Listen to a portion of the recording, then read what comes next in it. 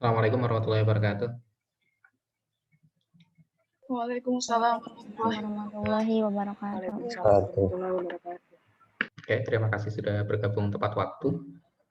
Untuk pertemuan kali ini, nanti kita laksanakan post-test di praktikum yang sebelumnya mengenai kinetika kimia, dan juga di awal ini mungkin saya akan mengarahkan dulu mengenai praktikumnya untuk dilaporkan minggu depannya. Sesuai judulnya, kalau di modul itu ada kromatografi kertas. Walaupun mungkin secara teoritis di perkuliahan ini belum disampaikan, tetapi beberapa sekolah SMA kayak gitu-gitu, beberapa sudah memberikan praktikum itu sebagai praktikum kimia. Mungkin ada dari kalian yang sudah pernah melakukan kromatografi kertas, menggunakan spidol, kemudian ditotolkan ke air, ke kertas, kemudian dielusi kayak gitu ya. Prinsip kerjanya seperti itu untuk praktikum yang akan kalian laporkan minggu depan. Dan karena memang teorinya belum ada, nanti silahkan kalian cari referensi teorinya seperti apa, kemudian kenapa kok bisa terjadi seperti itu, dan kalau misal ada pertanyaan, silahkan kalian tanyakan ke saya, entah di jam perkuliahan ataupun setelahnya. Dan saya memang tidak akan menjelaskan secara rinci teorinya seperti apa ya, garis besarnya begini. Kromatografi itu memisahkan suatu zat berdasarkan perbedaan distribusi dia di antara dua buah benda, dua buah fasa. Jadi gampangnya begini, di praktikum ini nanti akan diberikan suatu demonstrasi di mana spidol yang ditotolkan ke kertas saring, kemudian kertas saring itu bagian bawahnya akan dicelupkan ke pelarut. Kalau kromatografi, pelarutnya itu disebut sebagai eluen. Nah, pelarutnya ini akan merambat ke atas. Kecepatan rambat dari masing-masing komponen penyusun tinta spidol itu beda-beda. Ada yang merambat lebih dulu, ada yang tertahan. Nah, itu yang menjadi prinsip pemisahannya. Oke, secara rinci nanti teorinya akan dijelaskan ketika kalian mengambil perkuliahan cara-cara pemisahan ya, ataupun di kimia analitik itu nanti akan dibahas lebih lanjut mengenai rinciannya seperti apa. Ini praktikumnya masih sangat sederhana, sehingga saya rasa masih bisa untuk dilepas untuk kalian mengamati videonya seperti apa, demonstrasinya, kemudian cari teorinya seperti apa, dan saya akan selalu terbuka kalau misal ada yang belum jelas. Jadi jangan sampai nanti belum jelas, tapi ya diam-diam saja di akhir-akhir waktu mengumpulkan laporan ketika post-test tidak bisa menjawab. Yang seperti itu yang jangan sampai terjadi. Dan untuk sistem post-test kita kali ini nanti akan dilaksanakan secara lisan bergantian dari kelompok 1, kemudian kelompok 1 selesai, kelompok 2, kelompok 3, dan kelompok 4 seperti itu. Isi post-testnya itu seputaran laporan yang kalian kerjakan kemarin dan juga teori-teori yang ada di sana. Sebelum saya masuk ke bagian ini, bagian post-test, nanti kelompok 2, 3, 4 tolong leave meeting dulu gantian. Kelompok 1 bertahan dulu di sini. Tapi sebelum itu mungkin ada pertanyaan mengenai praktikum kemarin, datanya apakah ada yang membingungkan? Saya persilahkan untuk bertanya. Bapak izin bertanya. Ya, silakan. Itu yang di praktikum kemarin itu emang kita nyari order reaksinya itu dari natrium tiosulfatnya aja ya Kak? Iya Pak ya? Iya, Jadi memang si dari situ. HCl-nya nggak diituin kan, soalnya waktu saya lihat awalnya bingung waktu itu kan. Nah, Iya. itu kan yang kemarin juga di tipe-tipe reaksi di waktu teori ya. Tipe reaksi itu kan ada 3 ya yang dijelaskan di situ. Ada orde 1, ada orde 0, ada orde 2. Ketiga tipe ini itu hanya bergantung ke satu reaktan saja yang dibahas dengan grafik kayak gitu-gitu ya. Kita bisa menentukan orde reaksi berdasarkan data-data yang ada di situ. Kalau kamu paham teorinya, grafik itu cara bacanya seperti apa, kamu sebenarnya nggak perlu bingung untuk itu, untuk yang kemarin di data itu. Karena memang HCl itu tidak berperan langsung dalam reaksi itu ya, bukan berperan sebagai HCl-nya, enggak. Dia hanya penyumbang H+ saja. Kan reaksinya redoks tuh. Reaksinya redoks. Redoks itu kan ada suasana asam, ada suasana basa. Kalau kamu misal zaman SMA dulu menyetarakan persamaan redoks, itu kan di akhir ada penambahan H+ atau OH- kan. Nah, HCl fungsinya di situ. Dia menyediakan H+ ataupun dia menyediakan H+-nya saja gitu. Kemudian Cl-nya ini berguna untuk menangkap si NaCl yang ada di natrium tiosulfat. Jadi yang berperan dalam menentukan laju reaksinya memang sebenarnya ya individu si tiosulfatnya. Kalau dilihat dari secara teori, secara molekularnya seperti itu. Tapi untuk penentuan order reaksinya berapa-berapa, di teori sudah saya jelaskan sebenarnya. Baik Bapak, mau mengkonfirmasi itu soalnya kemarin ragu-ragu. Terima Oke, kasih. iya nggak apa-apa. Ada lagi?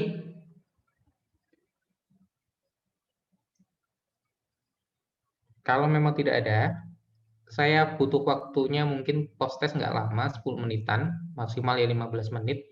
Nanti tiap kelompok gantian kelompok 1 dulu.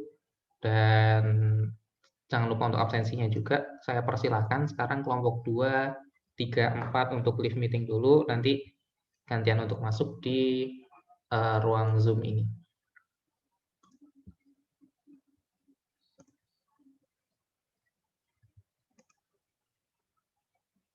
Kelompok 1, Dina, Nur Isna, Vina, Ilham, dan Rizky. Oke. Sudah ya 5 orang.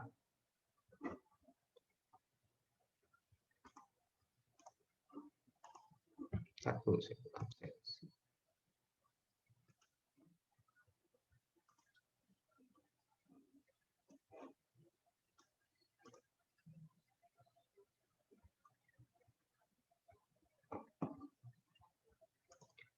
Rizky dari Tambang ya? Ada 2 temennya yang gabung di kelas sini juga? Iya Pak, ada 2 teman Pak, Fajar sama Jovin. Untuk di KRS-nya, yang 2 ini sudah ambil atau belum? Belum Pak, karena belum bayar Pak. Oh, oke. Tapi jelas masuk ke kelas A1 kan, bukan kelas yang Iya lain? Pak. Iya Pak, itu jelas Pak kalau untuk masuk kelas ini. Kalau nggak salah dia juga udah izin sama Bapak ya? Nah, yang udah izin, cuma si Jovin atau dua-duanya sudah sih, sudah izin. Cuma saya mau memastikan aja, dia benar masuk di kelas ini atau di kelas yang lain. Karena kan ada 3 kelas ya. Iya Pak. Di kelas ini sih Pak, bareng Pak. Cuma Oke. sama.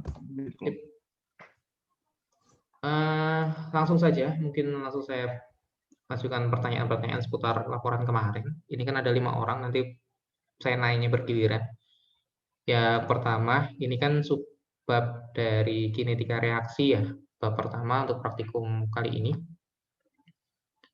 Pertanyaan pertama, prinsip dari percobaan kinetika reaksi ini apa sih? Dina, Fadila. Iya Pak, jadi prinsip percobaan pada kinetika reaksi ini yaitu sebentar Pak, marah. Prinsip percobaan pada kinetika reaksi ini yaitu pergerakan molekul atau ion dalam dalam zat di dalam proses mekanisme reaksi dan juga pergerakan perubahan konsentrasi itu terhadap waktu. Oke, ada yang lain, ada pendapat lain, ada yang menuliskan dengan kalimat lain? Nur Isna? Kalau saya hampir sama Pak. Kalimat itu berdasarkan pergerakan molekul atau ion dalam zat di dalam mekanisme reaksi berdasarkan hubungan konsentrasi dengan waktu. Yang mencari hubungan konsentrasi dan waktu berdasarkan tadi ya interaksi antar komponennya dari reagen. Oke. Kemudian pertanyaan kedua. Dalam suatu praktikum ataupun penelitian, itu akan selalu ada 3 buah variabel. Variabel itu ada variabel kontrol, ada variabel bebas, ada variabel terikat. Maksudnya kontrol bebas terikat itu apa, Rizky? Iya Pak, sebentar. Kalau dari pengertiannya Pak, variabel bebas adalah variabel yang sengaja diubah-ubah untuk mempengaruhi variabel terikat, Pak. Eh, Oke.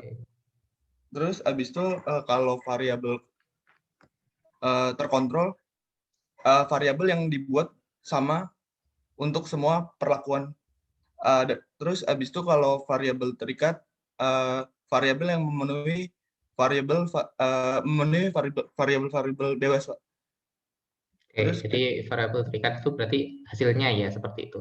Nah, di yang kemarin, data kemarin, yang menjadi kontrol, yang menjadi terikat, yang menjadi bebas itu siapa? Masih Rizky. apa ya?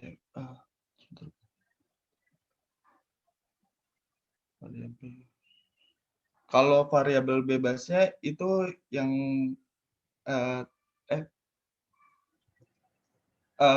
variabel terikatnya itu tiosulfatnya, Pak.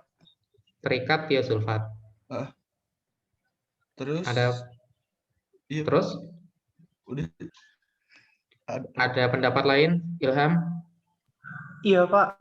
Menurut saya variabel terikatnya itu larutan HCl, kalau variabel terkontrolnya itu larutan natrium tiosulfat, sama variabel bebasnya itu waktunya itu. Oke, ada lagi, Vina? Menurut saya variabel terikatnya itu laju reaksi, Pak. Terus kalau variabel bebasnya itu konsentrasi dari tiosulfatnya. Kalau variabel bebasnya yaitu konsentrasi HCl-nya. Variabel bebasnya ada 2. Variabel bebasnya konsentrasi HCl, variabel kontrol konsentrasi HCl, variabel bebasnya konsentrasi tiosulfat, dan variabel terikatnya itu laju reaksinya. Laju reaksi, apakah di data kemarin ada laju reaksi? Iya, yang V-nya itu. Ada V yang mana V? Yang rumus itu V sama dengan delta dari suatu produk atau reakan itu per satuan waktu. Saya ingatkan kembali di data yang kamu dapatkan kemarin. Data yang kamu dapatkan itu, tar dulu.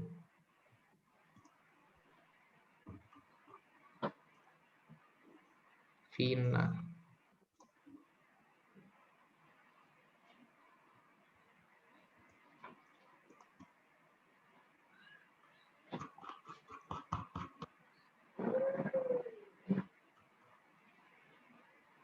Data kecepatan yang mana? Data kecepatan Data laju reaksi yang mana? Yang itu mau konsentrasi Na2S23 per itu kan persatuan waktu. Konsentrasi per satuan waktu. Ya. Ada di mana di sini? Di rumus yang itu, Pak, tinjauan pustaka. Saya tanyanya di data hasilnya, variabel terikatnya. Jadi Variabel benar, terikat. apa yang paling mendekati itu yang kamu sampaikan tadi ya, variabel kontrol itu yang memang dia disetting tetap supaya tidak Berubah-ubah. Kemudian variabel bebas HCl. itu yang kita ubah-ubah, yaitu variabel bebasnya adalah ini, natrium tiosulfat. Kemudian variabel terikatnya itu bukan laju, waktu. Nggak langsung dapat laju kan di situ? Iya. Dapatnya waktu. Nah, yang masuk ke variabel terikatnya itu adalah si waktunya. Yang perlu diperhatikan ini ya, kalau ngomongin variabel dan lain sebagainya, ini kan pengertian dasar saja. Dalam suatu praktikum ataupun penelitian, biasanya kita inginnya variabel bebas tidak lebih dari 1.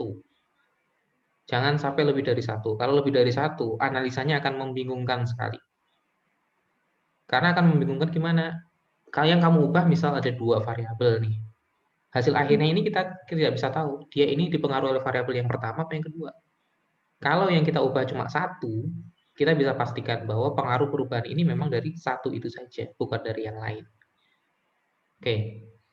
Data yang diperoleh itu kan ada konsentrasi, kemudian ada waktu ya. Iya. Terus reaksinya itu kan antara natrium tiosulfat dengan HCl. Jadi reaksinya itu reaksi apa dan jelaskan kenapa seperti itu, Dina. Iya, Pak. Jadi di situ ada reaksi autoredox, di mana reaksi redox salah satu unsur itu mengalami oksidasi dan reduksi. Terus juga ada reaksi pengendapan itu, yang mengendap itu ada sulfur. Oke. Tadi kamu bilang autoredox ya, ada satu unsur yang dia mengalami reduksi ataupun oksidasi. Iya. Unsurnya itu apa? Berubah dari berapa ke berapa, Nur Isna? Unsurnya itu yang mengalami oksidasi dan reduksi itu sulfur dari +2 menjadi +4. Dari +2 menjadi, dan dari +2 menjadi +4. Itu apa reaksinya? Reduksi apa oksidasi? Oksidasi. Kemudian satu lagi? Dari persamaan itu terjadi reaksi autoredox. Iya, tadi kan yang kamu Yang sebutkan satu baru lagi, reaksi oksidasinya kan? dari 0 menjadi +2. Dari +2 menjadi 0. 0 itu punya siapa? 0 itu punya sulfur. Punya sulfur. Kita cek di sini ada nggak dia persamaannya? Nggak ada persamaan reaksinya. Ada di atas. Ini ya. Jadi di sini ini reduksi, kemudian di sini oksidasi. Oke, lanjut lagi. Dari data tadi kan ada data konsentrasi dan data waktu. Bagaimana cara menentukan order reaksinya, Rizky?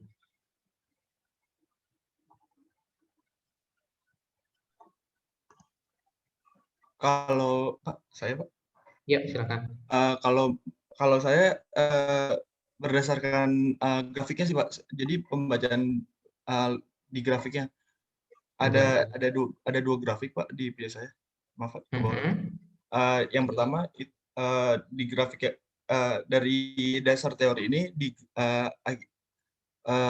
pada pas di grafik 2 itu baru ketemu Pak ordernya Pak. Karena sebentar Pak, saya lupa. Oke, saya langsung masuk ke pembahasan yang di sini berarti ya, saya tampilin. Ini grafikmu di pembahasan. Boleh ke bawah lagi Pak? Nah, garisnya udah linear Pak. Nah, berdasarkan dari dasar teori dasar teori saya ini masuk ke orde 1. Oke, masuk ke orde 1. Jadi penentuannya menggunakan grafik ini, seperti itu? Iya Pak. Selain dengan cara ini, bisa dengan cara yang mana lagi? Kalau yang saya tahu, jadi pakai perhitungan gitu Pak. Tapi kan kalau misalkan di ini HCl-nya nggak di apa namanya? Sebentar. Kalau perhitungan seperti itu kan malah kadang-kadang salah satu reaktannya sengaja dihilangin. Iya. Ilham, selain cara menggunakan grafik yang bentuknya seperti ini, dengan hubungan antara satu per waktu dan konsentrasi, metode yang gimana lagi supaya tahu ordernya berapa kayak gitu? Iya. Kalau saya pakai metode perhitungan, ya Pak, selain untuk kurva seperti itu. Kalau metode perhitungan itu kan kalau order 0 itu di mana konsentrasi berbanding dengan waktu. Nah, dia tidak dipengaruhi apapun. Nah, kalau misalkan untuk mencari selanjutnya itu untuk membuktikan apakah dia order 1 itu menggunakan learn gitu. Nah, terus selanjutnya untuk membuktikan apakah dia order 2, dia pakai 1 per waktu T. Gitu, Pak. Terus yang di kamu, yang di laporan, kamu pakai yang mana? Pakai kurva, Pak. Grafik yang kayak gimana? Iya, itu sebenarnya agak kesalahan sih, Pak. Soalnya, nah itu yang saya tahu itu kan, nah itu Pak. Nah, yang saya tahu itu kalau saya cari referensi di YouTube ya Pak, itu kan saya ngeliat referensi di YouTube. Nah, itu tuh cara mencari order lewat kurva gitu, ngeliat dari harga R-nya itu Pak. Nah, kemarin kan Bapak udah ngebahas tuh yang harga R-nya itu apabila mendekati 1 itu bisa dikatakan bahwa itu termasuk order reaksi dari reaksi tersebut. Nah, saya bandingkan saya buat 3 kurva nih Pak, order 0, order 1, sama order 2. Nah, yang paling mendekati harga R yang mendekati 1 itu order 2 gitu. Gitu Pak. Perhatikan jenis-jenis kurvanya ya. Kurvanya kan beda-beda. Tidak semuanya antara waktu dan konsentrasi. Di teori memang saya sudah sampaikan, ini bukan orde 2, ini yang benar memang orde 1. Tetapi kurva yang saya tampilkan di PowerPoint waktu teori, ya begini, memang ini, tapi tidak ditarik garis lurus. Karakteristik orde 1 itu seperti apa, Vina? Karakteristik orde 1 itu grafiknya berbentuk linear. Garis Berbentuk lurus. linear itu antara apa dengan apa? Antara konsentrasi dengan waktunya. Konsentrasi dengan waktu. Benar, kalau konsentrasi dengan waktu bentuknya linear, itu orde 0. Kalau konsentrasi dengan waktu ya. Kalau orde 1 itu bukan antara waktu dengan konsentrasi. Antara apa dengan apa? Ini pertanyaan bebas, siapa yang bisa jawab? Kecepatan reaksinya mungkin. Kecepatan reaksi ini ya, itu salah satunya. Kemudian ada lagi. Seperluan waktu. Dengan len konsentrasi. Ini. Kan ada dua. Beda orde, beda grafiknya. Kalau orde 1, itu antara waktu dengan konsentrasi, itu bentuknya memang melengkung. Tadi jawaban tadi benar. Tapi hasil ini bisa kita konfirmasi dengan menggunakan len konsentrasinya. Kalau pakai len konsentrasi, dia akan membentuk lurus seperti ini. Jadi selain tadi menggunakan kecepatan, menggunakan laju reaksi, walaupun 1/T itu tidak bisa langsung kamu bilang itu laju reaksi. 1/T itu hanya 1 per waktu. Laju reaksi itu kan perubahan konsentrasi per perubahan waktu, kayak gitu. Sedangkan seperti tadi bukan. Nah, dari grafik dari data yang dihasilkan itu sebenarnya pendekatan yang diinginkan, kamu diminta untuk membuat grafik ini. Antara waktu dengan konsentrasi, dia bentuknya seperti ini. Untuk mengkonfirmasinya, kamu bisa pakai 1/T untuk dibuat plotnya itu bisa. Selain itu, bisa juga menggunakan ini. Antara waktu dan len konsentrasinya membentuk linear. Kamu perhatikan juga, kalau dia ordenya beda, misal orde 0, grafiknya itu sumbu XY-nya beda, nggak sama. Orde kedua begini memang, tapi antara apa dengan apa dulu? Ini waktu dengan 1 per konsentrasi. Tidak sama, jadi beda-beda. Kalau dengan orde 0, konsentrasi dan waktu lurus. Jadi ngerti ya pendekatan yang dimaksud datanya, kenapa kok yang dikasihkan itu data waktu, data konsentrasi, bukan data laju. Di situ nggak ada data laju loh. Dia cuma ada data 1 per waktu, yang itu bukan laju reaksi. Walaupun itu bisa kamu gunakan pakai perhitungan eliminasi, itu bisa sih. Kalau pakai perhitungan eliminasi, kira-kira menghitungnya bagaimana? Ada yang bisa jawab?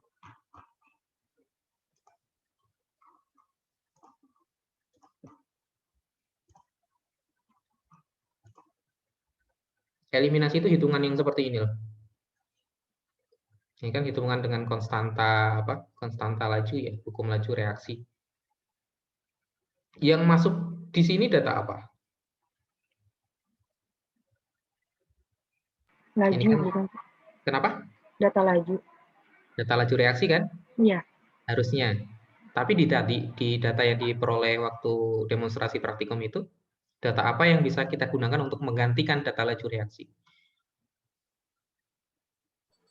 Waktunya, Pak. Waktu.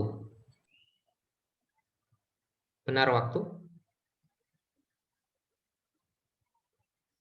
Saya tanya, waktu dan laju reaksi itu berbanding lurus atau berbanding terbalik? Berbanding terbalik. Waktu dengan laju reaksi itu berbanding terbalik. Kamu bisa tadi dari data itu bisa dihitung laju reaksinya dengan cara apa? Menggunakan di sini diganti waktu boleh. Tapi dibalik. Kalau misal di sini adalah data pertama, ini data kedua, yang atas ini berarti waktu kedua, waktu pertama. Yang ini data pertama, data kedua. Jadi dibalik waktunya. Karena dia berbalik terbalik. Bisa juga langsung kamu gunakan 1/T. Dimasukkan ke sini. Itu akan ketemu juga ordenya berapa. Jadi untuk mencari order reaksi di sini itu ada 3 tuh. Bisa pakai grafik yang tadi waktu dengan konsentrasi dia bentuknya lengkung. Bisa juga yang kedua, konsentrasi dengan 1/T. Bisa juga dengan yang ketiga, learn konsentrasi dengan waktu. Kalian nanti akan presentasikan ini kan waktu review. Tolong itu kulik lagi apa saja yang memang berhubungan dengan praktikum itu. Dan mungkin cukup pertanyaan saya sampai situ. Intinya yang penting kalian sudah bisa paham dengan apa yang dimaksudkan dengan percobaan ini, kenapa kok dia ada konsentrasi dan juga waktu, tidak diberikan data laju reaksinya. Seperti itu. Mungkin itu dari saya. Terima kasih. Silahkan leave meeting dulu, ganti dengan kelompok berikutnya. Assalamualaikum warahmatullahi wabarakatuh. Assalamualaikum warahmatullahi wabarakatuh. Terima kasih, Terima Pak. kasih, Pak. Pak. Pak, maaf Pak. Ya. Kan hari Rabu besok Pak, tanggal 17 saya sudah mulai kerja praktek Pak. Untuk nanti misalkan ada post-test, bagaimana ya Pak? Nanti mungkin saya ganti dengan tulis ya, kalau misal yang memang mengulang dan juga susah untuk diatur waktunya. Iya, Pak. Kalau memang bisa gabung ke Zoom-nya ya silahkan, paling cuma 10 menit kan. Kalau Iya. memang tidak, ya nanti akan saya ganti dengan tulis aja. Yang penting bilang ke saya dulu. Iya Pak, baik Pak. Berarti untuk minggu depan kemungkinan masih lisan ya Pak, post-test ini? Masih kemungkinan. Oh, itu sudah Pak. Terima kasih Pak, mohon maaf ya Pak. Soalnya belum tahu dapat izin atau tidak dari sana, dari perusahaan. Ya. Makasih Pak. Yuk, sama-sama.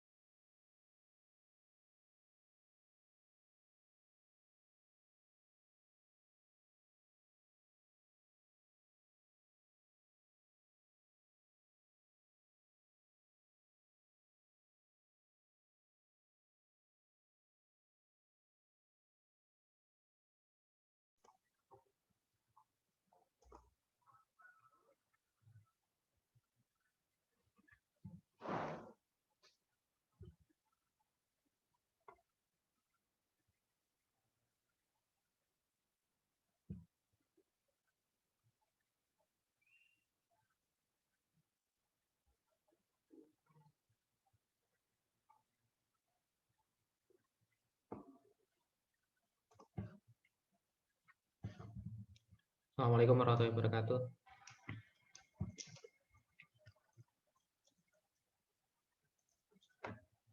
Safanya belum masuk ya, Safanja.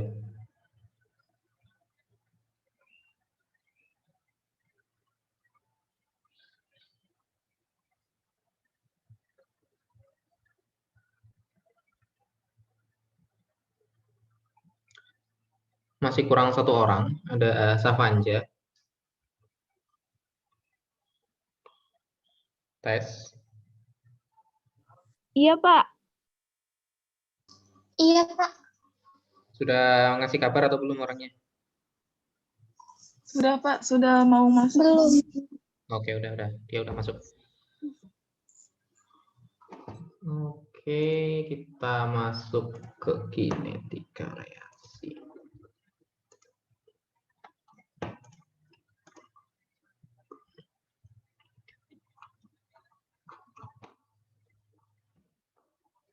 Oke, nanti akan bertanya beberapa pertanyaan seputar laporan yang kemarin sudah dibuat mengenai apa saja yang ada di situ dan juga apa saja yang sudah dilaporkan.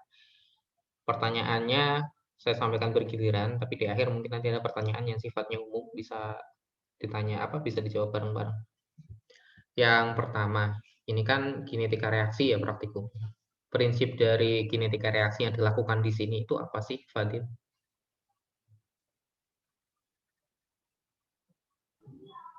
Prinsipnya itu apa namanya,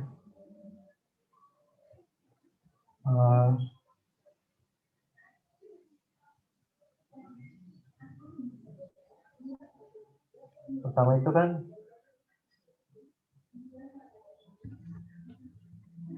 prinsipnya itu pertama itu nyari Na2SO3.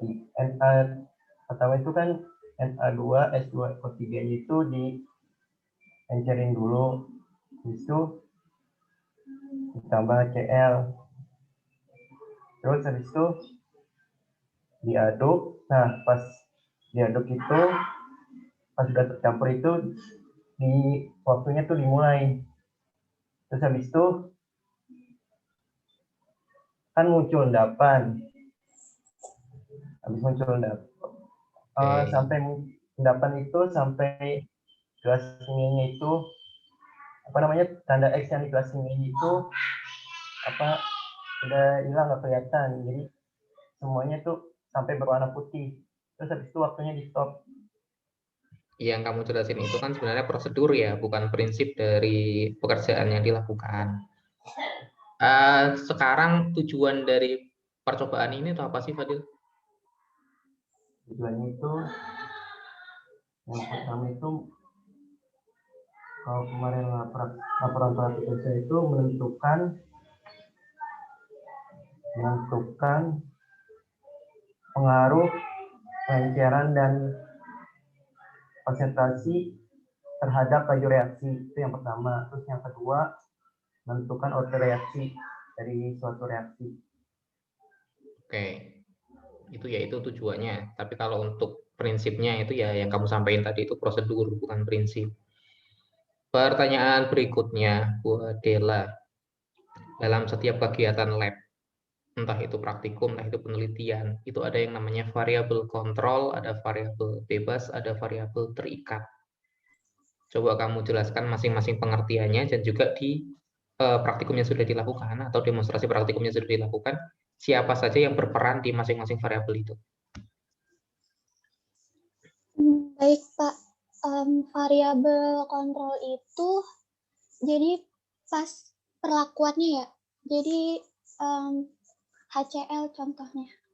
HCl, terus kalau variabel bebas itu penyebab dalam percobaannya. Penyebab dalam percobaannya itu natrium tiosulfatnya. Terus kalau variabel satu lagi tuh terikat, dia hasilnya itu jadi waktunya, Pak. Oke. Contohnya benar, cuma yang kamu sebutkan pengertiannya tadi kok sepotong-sepotong ya, nggak lengkap. Iya, nggak apa-apa. Yang jelas gitu tadi ya, secara garis besar seperti itu. variabel kontrol itu yang memang kita set tetap supaya dia tidak berpengaruh ke hasil. Itu kontrol. Bebas itu yang memang sengaja kita ubah-ubah untuk kita teliti, untuk kita amati dia pengaruhnya seperti apa. Terikat itu hasilnya, di sini waktu. Nah, itu kan ada 3 tuh. Ada konsentrasi natrium tiosulfat, kemudian ada HCl, kemudian ada waktu. Bagaimana kita menentukan order reaksi dari data yang ada tersebut, Novia?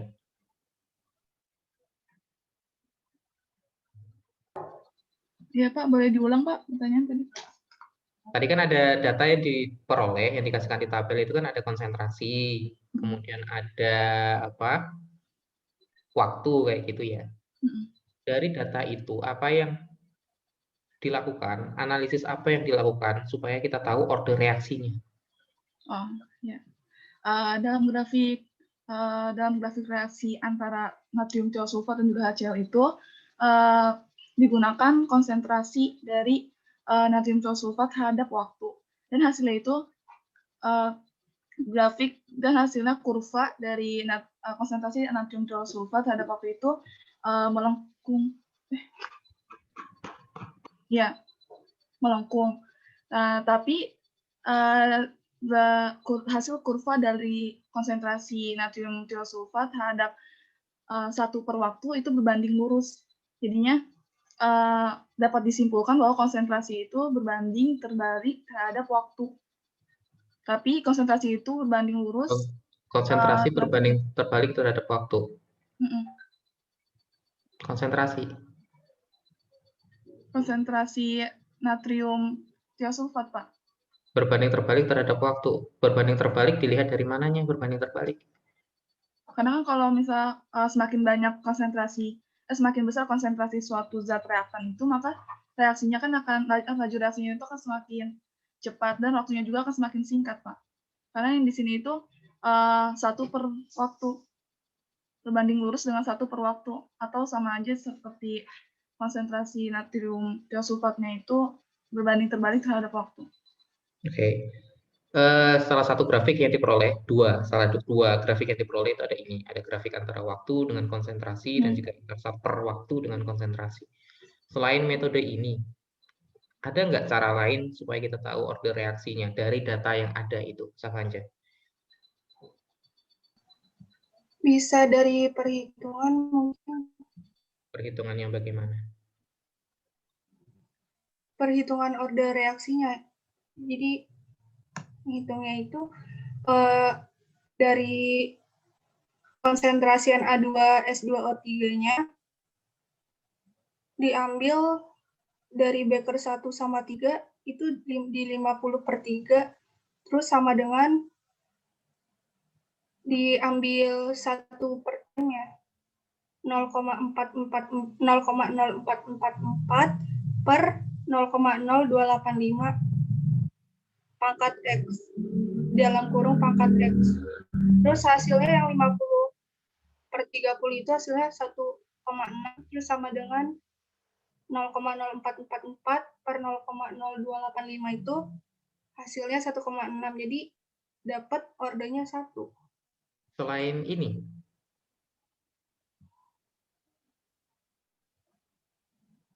selain menggunakan tadi ada kurva tadi 2 itu ya. Sebenarnya ada lagi kurva 1 lagi. Kurva 1 lagi ini kurva apa? Perhitungan ini iya, dia bisa dipakai. Kurva linear. Antara apa dengan apa? Antara 1 per time dengan S2O3 pangkat 2. Dengan konsentrasinya. Itu sama aja dengan yang tadi. Tadi juga begitu, ya di laporannya Novia tadi. Dia juga 1 per waktu dengan konsentrasi.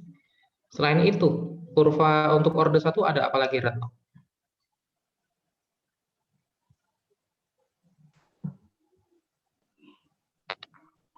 Bisa diulang? Selain 2 kurva yang tadi ya. Kurva tadi kan yang pertama ada kurva antara waktu dengan konsentrasi. Itu dia bentuknya lengkungan tadi. Kemudian yang kedua ada antara 1 per waktu dengan konsentrasi. Itu bentuknya sudah lurus. Kemudian ada satu lagi nih, yang ada hubungannya dengan persamaan hukum laju. Itu pakai yang mana?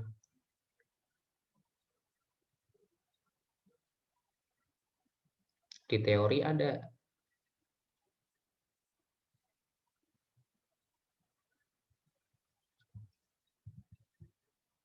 Ada yang tahu selain Retno? Konsentrasi terhadap waktu bukan Pak? Yang laju berbanding lurus dengan apa ya? Konsentrasi reaktan. Iya, itu tadi ya, mirip tadi. Ada satu ini loh, yang ada hubungannya dengan persamaan hukum lajunya. Waktu terhadap len konsentrasi. Nah, di sini ini yang kemarin di teori sudah saya jelasin juga, dan juga ketika membahas tentang laju reaksi gas, itu kan juga menggunakan len konsentrasinya, kayak gitu ya. Jadi ada banyak cara dari data yang ada itu supaya kita dapat order reaksinya berapa. Yang pertama, kamu buat kurvanya yang seperti ini, atau grafik seperti ini yang bentuknya lengkungan. Kemudian dikonfirmasi, kalau memang dia len konsentrasinya membentuk garis lurus, berarti order 1. Bisa juga menggunakan 1/T tadi. Oke, masih ke Retno. Jenis reaksinya ini reaksi apa sih?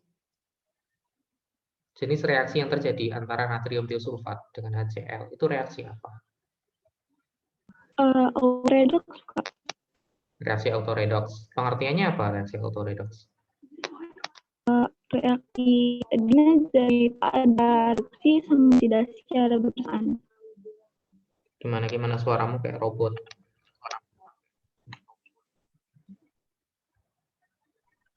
Itu namanya reaksi yang ada oksidasi sama reduksinya itu secara bersamaan. Secara bersamaan. Semua reaksi redoks itu terjadi bersamaan. Ketika ada reduksi, selalu ada oksidasi. Bedanya dengan autoredox?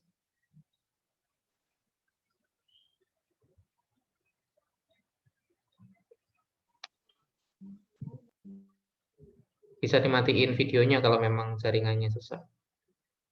Iya Pak, maaf Pak. Kenapa Pak ulang Pak? Tadi kan kamu sebutkan di situ kan ada reduksi dan oksidasi terjadi bersamaan. Padahal semua reaksi redoks itu terjadi bersamaan. Ketika ada reduksi pasti ada oksidasi. Bedanya apa sekarang dengan autoredox?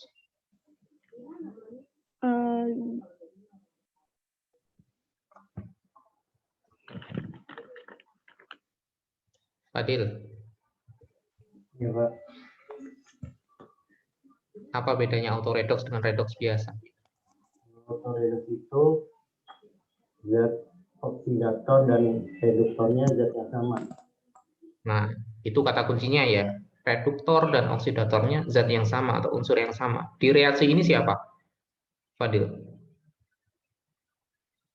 S bukan Pak. S. S itu apa? Gerang. Gerang. Perubahan Pilox-nya dari berapa ke berapa, Savanja?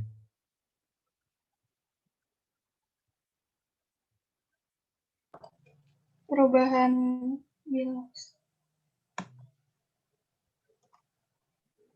Yang S2 ke S2O, maaf Pak. Yang Na2S2O3 itu ya. Dari S2 ini Pilox-nya itu 2. Sama yang itu yang di reaktannya, kalau yang di produknya yang S padatan itu 0. Itu reduksi atau oksidasi? Itu oksidasi. Kalau yang S2 di reaktan 2 sama yang reduksi sama yang SO2 di produk di S-nya. S di SO2 di produknya. Itu Pilox-nya berapa? S2 di reaktannya itu 2, S di produknya itu 4. Itu reduksi apa oksidasi? Reduksi. Benar atau salah? Ada yang bisa? Saya Pak. Iya, apa Novia? Benernya gimana? Itu kebalik sih Pak, kalau menurut saya juga dan menurut hukum reduksi dan oksidasinya juga, karena reduksi itu kan penurunan bilangan oksidasi, tapi kalau oksidasi itu peningkatan bilangan oksidasi atau BILOX. Jadi yang mengalami reduksi itu juga disebutnya oksidator, yang mengalami oksidasi disebutnya reduktor. Seperti itu Pak. Oke, jadi tadi kebalik ya, Safanja. Iya. Kalau yang kamu reduksi, yang naik oksidasi. iya, harusnya seperti itu. Dia kebalik. Oke, mungkin itu. Kemudian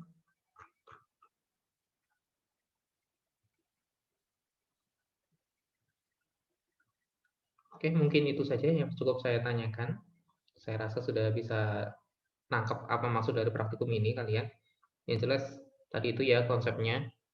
Kalau misal ada data konsentrasi dan data waktu, itu bisa kalian gunakan pendekatan kurva tadi. Kalau misal di situ ada konsentrasi yang dibuat sama, kalian bisa eliminasi, itu juga bisa menggunakan pendekatan perhitungan.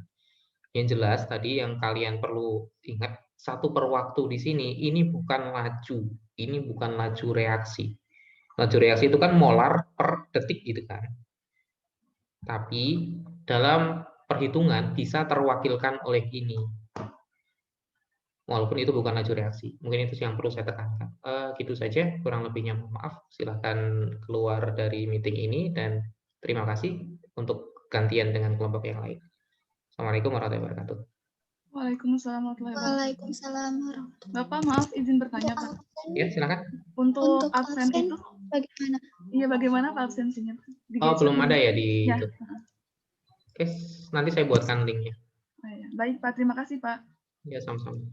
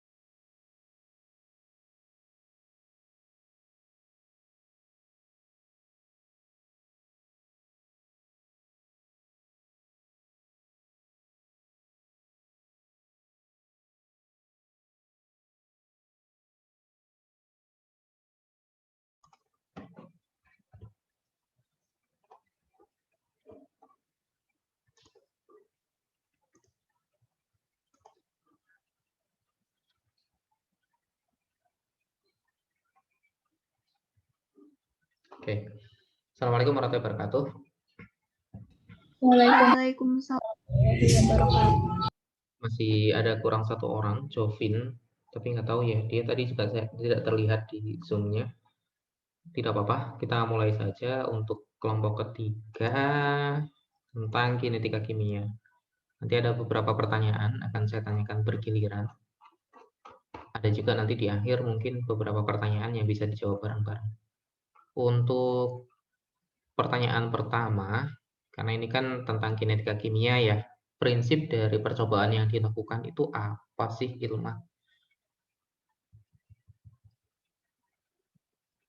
Kalau saya, Pak, prinsip percobaannya itu bahwa kinetika suatu reaksi itu dipengaruhi oleh beberapa faktor, yaitu konsentrasi, suhu, suhu,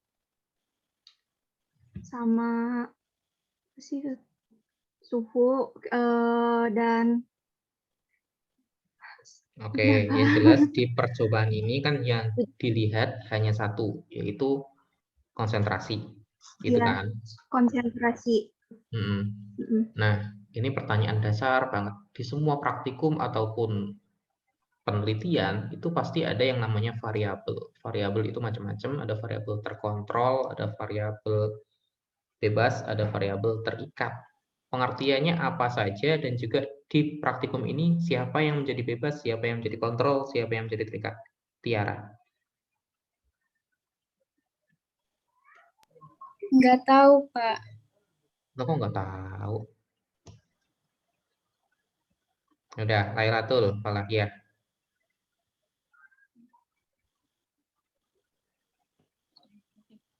Kalau variabel bebas itu variabel yang sengaja diubah-ubah mengikuti variabel terikat. Kalau variabel kontrol itu variabel yang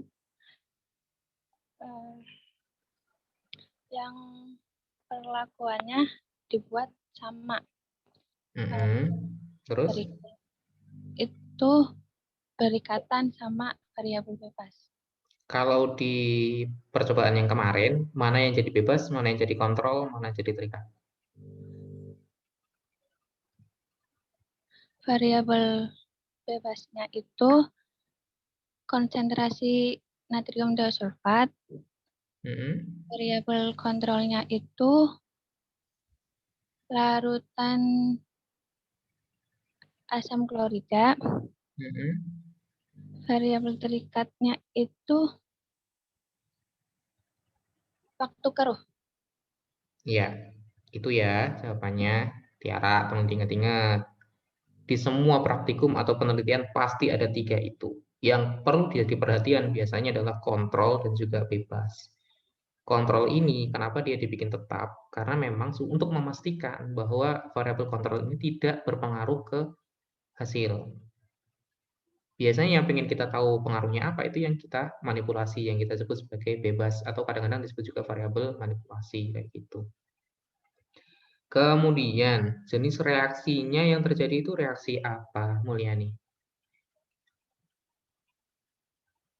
Reaksi autoredoks, Pak. Reaksi autoredoks itu reaksi yang bagaimana? Reaksi yang dimana itu di dalamnya ada oksidasi dan juga ada oksidator dan juga ada reduktor, di mana sebagian dari zatnya itu akan mengalami oksidasi dan ada juga yang mengalami reduksi. Maksudnya sebagian zat itu sebagian zat yang bagaimana? Seperti dalam persamaannya dalam percobaan ini itu kan ada H2S2O3 menjadi H2SO3 plus S1. Nah, S2 di reaktannya ini akan mengalami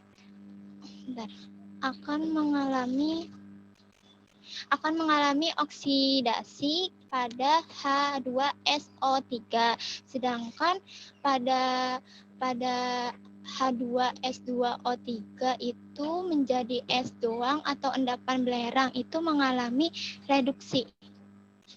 Oke, saya bisa nangkep yang kamu maksud seperti apa. Mungkin saya persingkat aja pengertiannya itu kan kalau autoredoks itu reduksi dan oksidasi terjadi di zat yang sama, di unsur yang sama. Unsurnya itu apa dan perubahannya dari apa menjadi dari biloks berapa ke biloks berapa, Tiara? Unsurnya itu ada unsur sulfur. Nah, yang mengalami oksidasi itu kan dari H2S2O3 menjadi H2SO3 dari biloks plus 2 menjadi plus 4. Terus yang mengalami reduksi itu dari H2S2O3 menjadi S, yaitu dari biloks plus 2 menjadi 0. Seperti itu ya. Jadi itu benar yang kamu sampaikan. Terus berikutnya, data yang dihasilkan yang penting untuk analisa berikutnya kan mencari order reaksi ya. Ada data konsentrasi dan data waktu. Cara menentukan order reaksi dari data itu bagaimana, Ilma? Cara menentukan order reaksinya dilihat dari data, kemudian dibuat sebuah grafik. Nah, dari grafik tersebut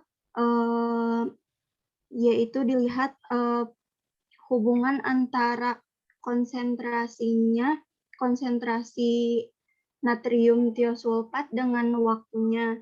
Nah, seperti pada grafik yang pertama itu, di kurva tersebut terlihat bahwa grafiknya itu melandai. Nah, mencirikan bahwa dia termasuk ke dalam orde 1 atau 2 karena kurva itu tetapi dia belum terbentuk garis linear, yaitu garis lurus, jadi belum bisa dicari konstanta lajunya. Sedangkan dari mencari order reaksi dari grafik yang kedua itu dengan dilihat bahwa di situ garisnya itu sudah lurus atau konstan. Nah, dan dapat dicirikan bahwa dengan garis lurus itu ordenya itu 1. Dan bisa juga dilihat terdapat konstanta lajunya. Konstanta lajunya berapa emang? Kamu hitung nggak? Enggak, Pak. Nggak ada kan? Karena memang nggak ada data laju reaksi. Dan juga tolong jadi perhatian kalau membuat grafik atau kurva, tidak cukup dikasih judul saja, dikasih keterangan, sumbu Y-nya apa, sumbu X-nya apa, biar tidak salah baca. Kalau baca seperti ini, biasanya ya, yang ada di sumbu X itu disebut lebih dulu. Berarti sumbu X ini konsentrasi. Itu waktu. Waktu kan? Yang di sini konsentrasi kan? Iya. Biasanya seperti itu. Walaupun bisa dibalik-balik ya. Kadang-kadang tuh, bukan kadang-kadang. Biasanya pembuatan grafik ini yang bawah ini merupakan variabel bebasnya, yang atas ini terikat. Biasanya begitu. Kalaupun kamu balik boleh, asal dikasih tulisan. Kalau begini kan nggak tahu saya. Saya ngebacanya yang bawah ini NaS2O3. Seperti itu. Ada 2 buah grafik yang kamu tampilin di sini. Selain grafik ini, dengan cara apa lagi, Lailatul?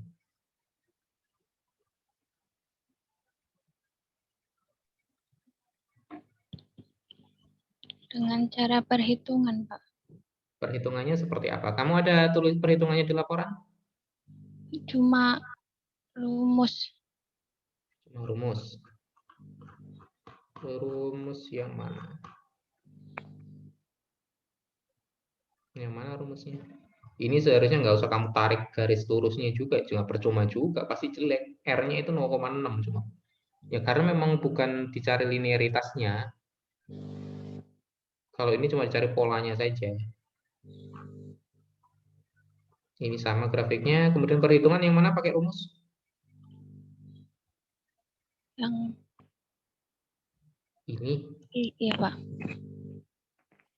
Nah, pertanyaannya, apakah persamaan laju reaksi itu ini? Laju reaksi untuk orde 1 itu begini.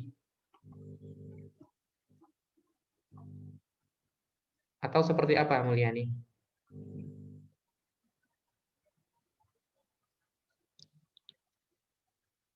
Persamaan laju reaksi itu kan beda-beda ya. Orde 0, orde 1, orde 2 itu beda-beda. Kalau seperti ini bukan orde 1.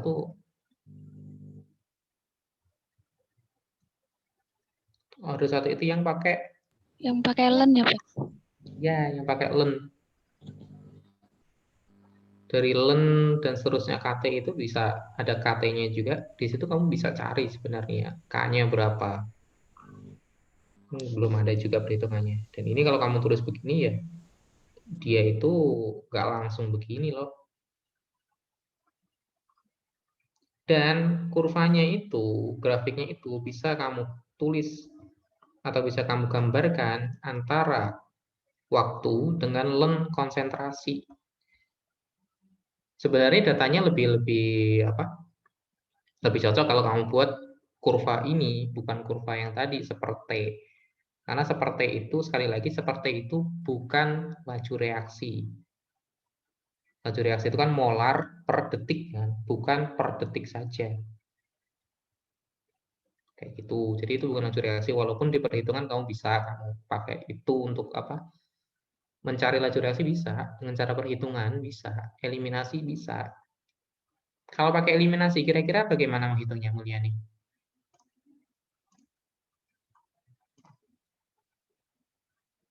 Ada perhitungannya nggak kamu di laporan? Nggak ada, Pak. Nggak ada ya?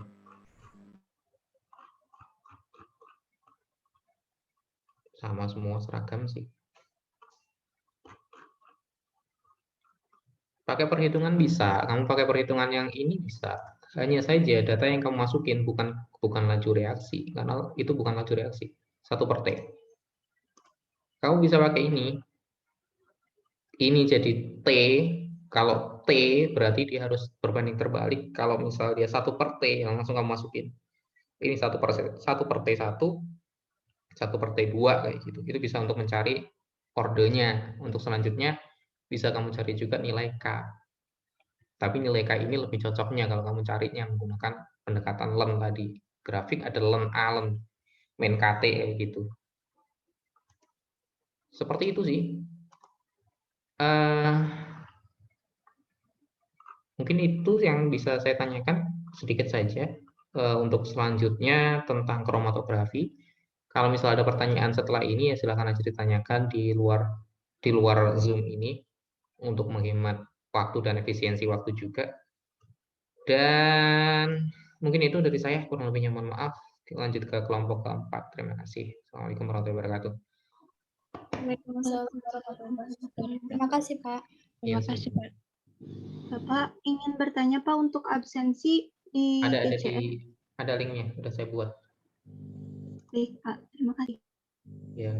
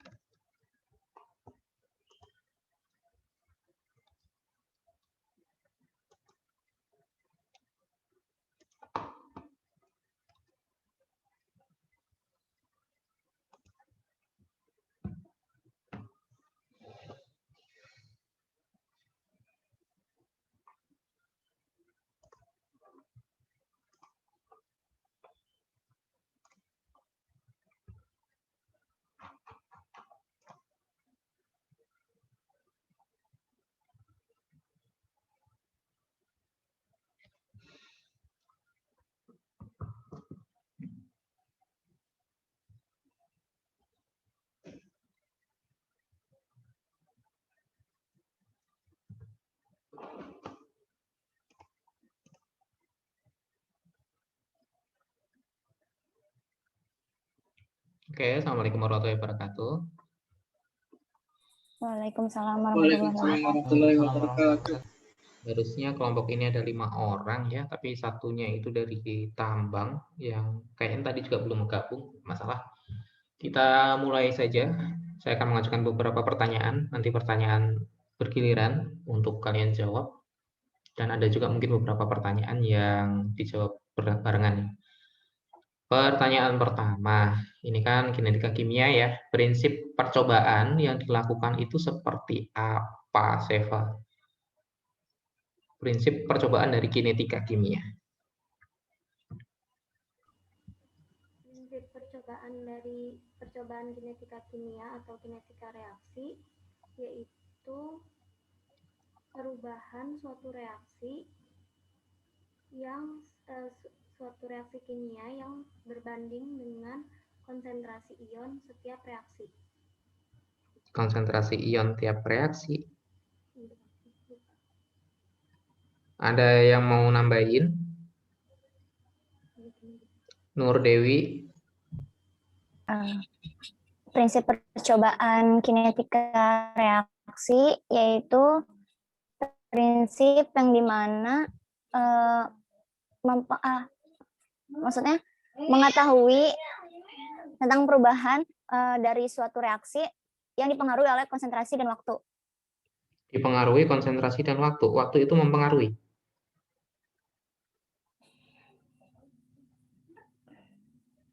Bukan, salah.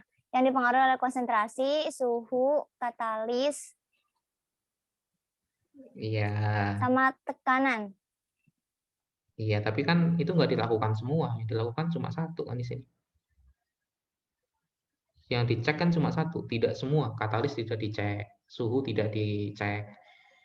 Kemudian tadi kalau misal kamu ngomongin luas permukaan juga tidak dicek, seperti itu kan. Terus prinsipnya apa dong kalau di secara singkat gitu aja. Prinsipnya apa? Yes. Kalau saya ini Pak, reaksi kinetika kimia itu menggambarkan perubahan konsentrasi terhadap waktu Pak. Jadi fokus hubungan antara konsentrasi dengan waktunya Pak. Oke, jadi dia kalau prinsipnya di sini ya dia hanya mengetahui hubungan antara konsentrasi dan juga waktu. Seperti itu. Nah, di setiap praktikum ataupun penelitian itu kan selalu ada yang namanya 3 buah variabel. Ada variabel terkontrol, variabel tetap atau terkontrol sama aja. Ada variabel bebas, ada variabel terikat. Coba kamu definisikan itu apa dan di praktikum ini apa aja, Afik? Baik, untuk pertama variabel bebas. Variabel bebas ini adalah variabel yang sangat mempengaruhi praktikumnya pertama. Terus habis itu kalau misalnya dalam kasus ini itu yang menjadi variabel bebas adalah konsentrasi dari natrium tiosulfatnya gitu. Kemudian ada variabel terikat. Variabel terikat itu adalah variabel yang ingin kita amati di sini. Dalam hal ini itu bisa mencakup laju reaksi dan order reaksinya yang kita cari itu. Kemudian ada lagi variabel terkontrol. Itu adalah variabel yang kondisinya tetap kita kontrol agar kita bisa memperhatikan dengan jelas hubungan antara variabel bebas dengan variabel terikat. Seperti itu. Dalam kasus ini, seperti yang disebutkan tadi ada suhu, tapi kita tidak terlalu ini. Kemudian termasuk konsentrasi dari HCl-nya itu kita tetap jaga sama itu agar terlihat perbandingan antara natrium tiosulfatnya dengan konsentrasi natrium tiosulfat. Jawabannya sudah, cuma tadi yang variabel terikat ya. Variabel terikat di sini kan kita tidak mengukur laju, kita mengukurnya hanya waktu. Iya, bahkan laju reaksinya di sini nggak tahu loh di sini. Kita nggak pernah tahu laju reaksinya seperti apa. Jadi begitu ya, untuk ini nanti akan ke bawah dimanapun. Sebisa mungkin ketika kalian melakukan praktikum ataupun penelitian, variabel bebasnya itu hanya satu. Kalau variabelnya itu lebih dari satu, analisanya bahkan akan membingungkan sekali. Nanti akan masuk ke statistik, masuk yang lain-lain sebagainya. Tapi kalau konsep sederhana, itu bebasnya satu. Di praktikum hampir semuanya satu. Kemudian, data yang dihasilkan kan tadi ada data konsentrasi dan juga data waktu ya. Dan juga ada jenis reaksinya. Nah, dari data konsentrasi dan data waktu, bagaimana cara kita menentukan order reaksinya, Seva? Seva Nadia. Bagaimana kita mencari order reaksi dari data konsentrasi dan data waktu?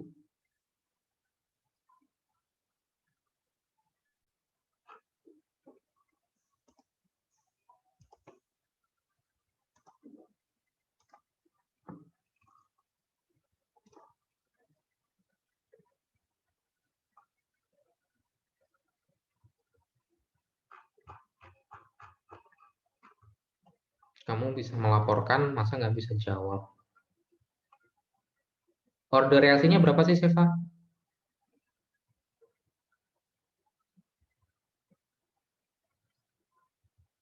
Masih di mute. Order reaksinya itu satu bukan sih? Ya, satu. Kenapa kamu bisa tahu itu satu order reaksinya? Dari Dari grafik, Pak, yang di bawah. Dari grafik yang mana? Kamu bisa jelasin nggak grafik ini? Ya, kamu mempunyai 2 grafik kan? Iya, Pak. Kamu bisa jelasin nggak? Kalau grafik yang atas itu grafik yang mall sama waktu. Mall yang mana, waktu yang mana? Jadi mallnya itu yang di garis Y-nya ini, kalau yang waktunya di sebelah yang X, di sumbu X. Sumbu X. Jadi apa yang salah dengan grafikmu ini? Ada yang salah. Nggak ada keterangannya. Oh iya. Ya, kamu nulis gini doang. Ngebacanya gimana gitu. Grafik ini apa, terus bedanya dengan yang bawah apa, coba.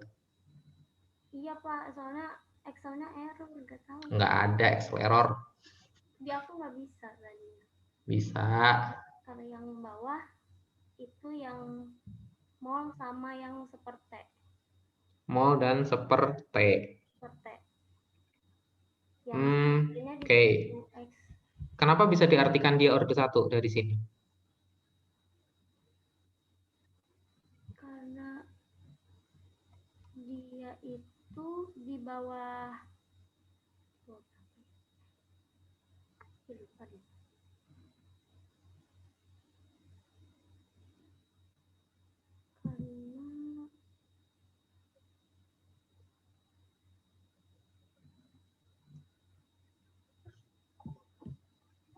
Tias, Afik, Nur Dewi mau bantuin?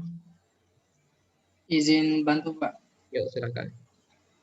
Kalau yang 1/T, hubungan antara konsentrasi dengan 1/T. 1/T itu kan menggambarkan berarti perubahan konsentrasi untuk setiap satuan waktunya. Yaitu sama kayak apa ya, definisi dari laju reaksi. Jadi kalau yang saya tahu itu 1/T, kalau dihubungkan dengan konsentrasi itu akan meningkatkan laju reaksinya. Dilihat dari grafis. Nah, kalau laju reaksi dengan konsentrasi itu kan kalau meningkat berarti kalau bentuk garis linear tandanya itu orde 1, Pak.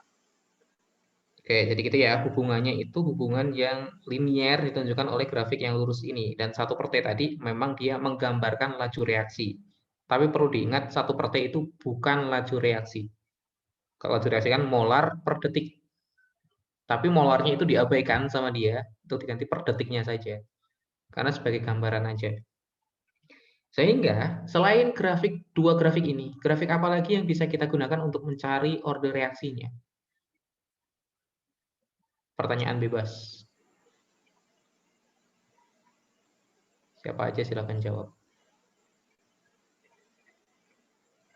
Pakai grafis juga bisa, Pak. Kenapa? Pakai grafis juga. Gimana kan pakai? Pakai grafik juga. Grafik yang mana? Len konsentrasi len, Pak. Terhadap T. Nah, konsentrasi len dengan T. Bentar, punyamu yang mana nih laporanmu? Kamu buat itu atau enggak? Enggak, Pak. Saya cuma nyoba-nyoba sendiri doang di Excel, Pak. Enggak dimasukin ke laporan. Soalnya udah dikumpulin, Pak. Nah, dia kan ada ini grafik yang pertama. Karena memang kalau di teori kan sudah dijelasin juga ya, ada 2 pendekatan. Kamu bisa buat grafik ini. Kalau dia memang melengkung, ada dugaan dia memang orde 1. Kemudian dibuktikan lagi dengan menggunakan grafik len konsentrasi. Dengan waktu, dia menghasilkan garis lurus. Dari sini, sebenarnya kalau ada data tambahan lagi sih, data konsentrasi di waktu tertentu, bisa kita cek nih nilai KT-nya, nilai K-nya. Tapi di sini kebetulan tidak bisa ya, karena kurang datanya. Dari situ, kemudian jenis reaksinya tadi sudah saya tanyakan belum ya? Jenis reaksi itu reaksi apa dan apa yang terjadi di situ, Afik? Jenis reaksinya. Yes. Yang terjadi di itu ada reaksi redoks ya, Pak? Yang itu. Redoks. Nah, ya reaksi reduksi oksidasi. Nah, jadi kenapa Apa itu reaksi redoks? Reaksi redoks adalah ketika satu unsur mengalami dua reaksi dalam sekaligus kayak gitu ya. Ada satu reduksi. Kalau dalam percobaan itu ketika natrium tiosulfat menjadi Na2SO3, S-nya, si S-nya itu, si belerangnya. Kemudian terjadi reduksi yaitu ketika natrium tiosulfat menjadi belerang ini ya, belerang yang padatnya itu S. Endapan belerang. Apakah ada koreksi Nur Dewi dari yang disampaikan Afik tadi? Untuk koreksinya mungkin terjadi reaksi autoredoks. Oke, gitu ya. Jadi reaksinya autoredoks. Redoks itu reaksi secara umum, itu sebenarnya redoks. Ada yang namanya autoredoks. Kalau autoredoks itu pengertiannya apa, Nur Dewi? Reaksi autoredoks itu reaksi yang dimana hanya melibatkan satu atom yang bilangannya oksidasinya berubah. Oke, di situ kan kebetulan S tadi yang dijelaskan Afik kan, dia S, dia bisa reduksi jadi S padatan, bisa oksidasi jadi S yang apa dalam bentuk SO3 gitu ya. Di situ kemudian ini mungkin saya komentar saja. Ini kesimpulan ketiga. Ini kamu tuliskan raju kecepatan reaksi di antaranya konsentrasi, suhu, tekanan, luas permukaan katalis, dan energi aktivasi. Apakah dilihat semua di praktikum itu? Iya Pak, enggak Pak. Enggak kan? Konsentrasi. Iya Pak. Hanya konsentrasi. Jadi ketika mengerjakan laporan, kamu mau fokus aja sama tujuan di awal apa dan apa yang dilakukan. Jangan kamu tambah-tambahin teori. Karena kan cuma teori. Iya Pak. Iya paham Pak. Iya. Lebih praktikum itu laporannya sesuai dengan data. Jangan kamu tambahkan teori sebanyak-banyaknya kayak gitu. Enggak. Maksudnya kan hanya membuktikan satu variabel aja, enggak semua itu. Mungkin itu dari saya untuk praktikum selanjutnya tentang kromatografi kertas. Nanti silakan kalian cari sendiri sumbernya seperti apa. Kalau misalnya ada pertanyaan, silakan disampaikan ke saya di luar jam perkuliahan juga silakan. Dan saya rasa cukup. Yang penting kalian bisa nangkep maksud dari praktikum ini apa. Praktikum ini itu menentukan order reaksi berdasarkan data konsentrasi dan data waktu. Metode penentuannya bisa bermacam-macam. Pakai kurva, jenis kurvanya ada 3. Minimal ada 3. Ada kurva antara waktu dan konsentrasi, ada kurva antara seperwaktu dengan konsentrasi. Bisa juga kamu tambahkan kurva antara waktu dengan length konsentrasi. Polanya seperti itu. Mungkin itu dari saya, kurang lebihnya mohon maaf. Bisa leave meeting dan juga jangan lupa absen. Assalamualaikum warahmatullahi wabarakatuh. Waalaikumsalam warahmatullahi wabarakatuh. Terima kasih Pak. Terima kasih Pak. Terima kasih Pak.